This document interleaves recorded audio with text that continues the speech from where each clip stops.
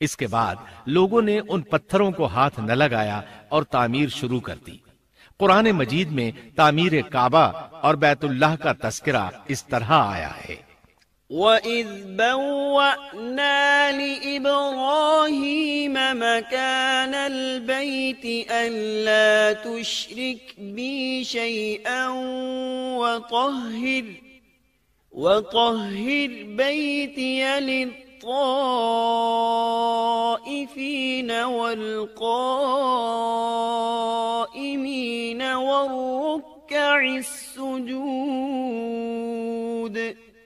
اور جب ہم نے بیت اللہ کے مکان میں ابراہیم کو جگہ دی اور فرمایا کہ میرے ساتھ شرک نہ کرنا اور میرے گھر کو طواف، قیام اور رکوع و سجود کرنے والوں کے لیے پاک رکھنا، اور فرمایا ان اول بیت وضع للناس للذی ببکۃ مبارکا وہدی للعالمین فیہ آیات بینات مقام ابراہیم وَمَن دَخَلَهُ كَانَ آمِنًا۔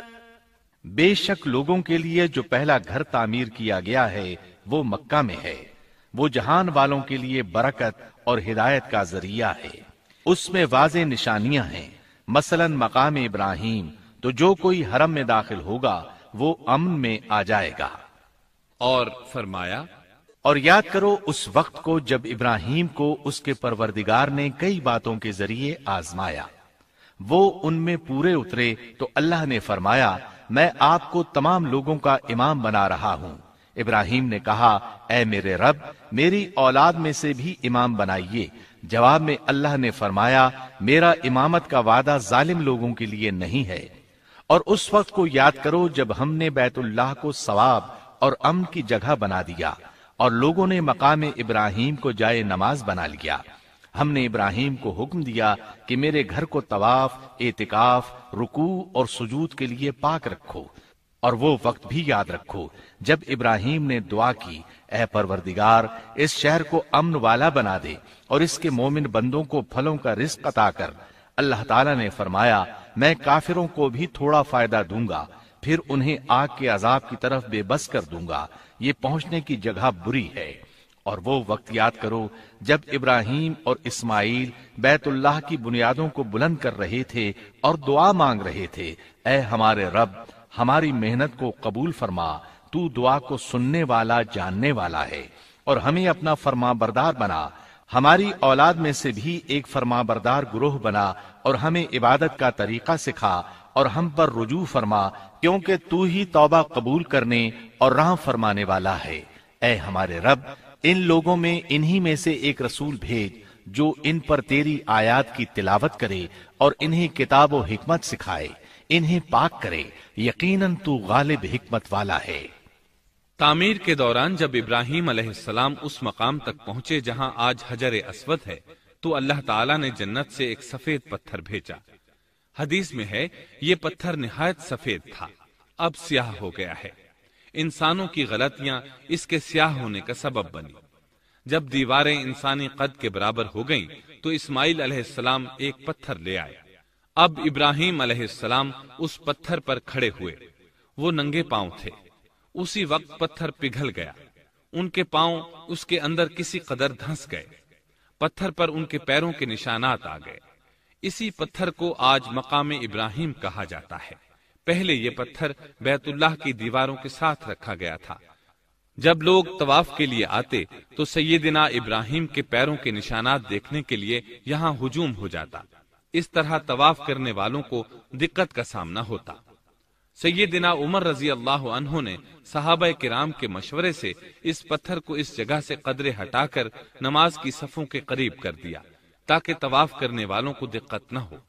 یہ مقام بہت مقدس ہے۔ اللہ نے فرمایا ہے وَاتَّخِذُوا مِن مَّقَامِ إِبْرَاهِيمَ مُصَلًّى، تم مقام ابراہیم کو جائے نماز مقرر کر لو۔ مقام ابراہیم کے قریب اس کے پیچھے ہو کر نماز پڑھنے کا موقع مل جائے تو لازماً وہاں 2 رکعت ادا کیا کرو، موقع نہ ملے تو پھر پوری مسجد حرام میں طواف سے فراغت والی 2 رکعت پڑھ لیا کرو۔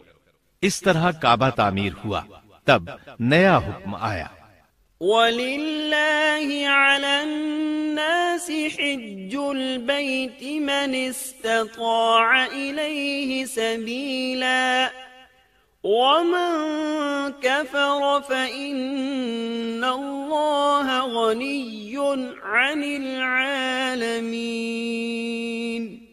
لوگوں میں جو استطاعت رکھے اس پر اللہ کے لیے حج بیت اللہ فرض ہے، اور جو شخص جان بوجھ کر اعراض کرے تو اللہ جہانوں سے بے نیاز ہے اور اسے اس کی کوئی پرواہ نہیں۔